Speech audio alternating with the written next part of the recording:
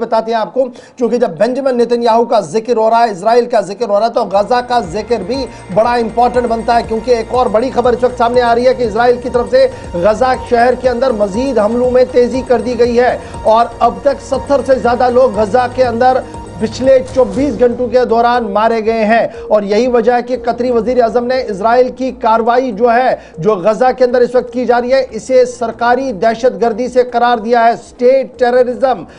قطری وزیر اعظم نے کہا کہ اسرائیل کی طرف سے جو غزہ کے اندر کارروائی کی جا رہی ہے، یہ دراصل ایک اسٹیٹ ٹیررزم ہے۔ بنجمن نیتن یاہو کو انصاف کے دائرے میں لانا ہوگا۔ شیخ محمد کا بڑا بیان سامنے آیا ہے۔ شیخ محمد کا ماننا ہے کہ بنجمن نیتن یاہو اسرائیلی وزیر اعظم انسانی حقوق کی پامالیوں میں ملوث ہے، اور اب انصاف کا دائرہ اور انصاف کا تقاضا یہ ہے کہ اس پر شکنجہ کسنا چاہیے۔ قطری وزیر خارجہ نے بھی اسی طریقے کا بیان دیا اور یہ صاف کر دیا ہے کہ اب مذاکراتی عمل نہیں، بلکہ اب معاملات کچھ الگ ہوں گے۔ اسرائیلی انوائے جو امریکہ کے اندر ہے، ان کا ماننا ہے کہ حماس لیڈروں کو قطر کے اندر جو جگہ دی جا رہی ہے، جو پلیٹ فارم دیا جا رہا ہے، اسی سے دراصل دہشت گردانہ کارروائیاں غزہ کے اندر ہو رہی ہے، اور یہی وجہ ہے کہ کارروائی لازمی بنی تھی۔ لیکن فی الحال بڑی خبر یہ ہے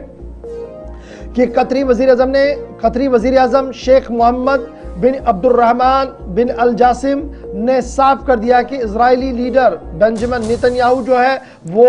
جس طریقے سے سرکاری دہشت گردی کر رہے ہیں، اب وقت آ گیا ہے کہ غزہ سمیت ان تمام معاملات پر گفتگو ہونی چاہیے، اور امن کی راہوں میں ان تمام رکاوٹوں کو دور کرنا چاہیے جو غزہ کے اندر اس وقت آ رہی ہے۔ یعنی سیدھے سے ان کا ماننا تھا کہ اب آنے والے دنوں میں مشرقی وسطیٰ کے اندر اسرائیل ایران تو ہم نے گزشتہ دنوں دیکھا تھا، لیکن کیا ایک اور محاذ کھلتا ہوا نظر آ رہا ہے اس بیان کے بعد، کیونکہ گزشتہ 24 گھنٹوں کے دوران غزہ پٹی کے اندر مزید بمباریاں کی گئی ہیں، اور 70 سے زیادہ لوگوں کی موت کے بعد قطری وزیر اعظم نے کہا کہ انصاف کا تقاضا یہ ہے کہ اب آگے بڑھ کر کام کرنا ہوگا۔ تو یہ صاف اشارہ ہے کہ آنے والے دنوں میں مشرقی وسطیٰ کے اندر ایک اور جنگ کا آغاز ہوگا، چاہے وہ جنگ 10 دن 4 دن 5 دن لڑے، لیکن یہ جنگ جو ہوگی یہ مسلم بلاک کی بقا کے لیے انتہائی اہم ہوگی۔ تصویریں آپ کے سامنے ہیں جہاں پر ریزہ تمام ان بلڈنگز کو کیا جا رہا ہے جہاں پر یہ خدشہ ہے کہ حماس کے لیڈرز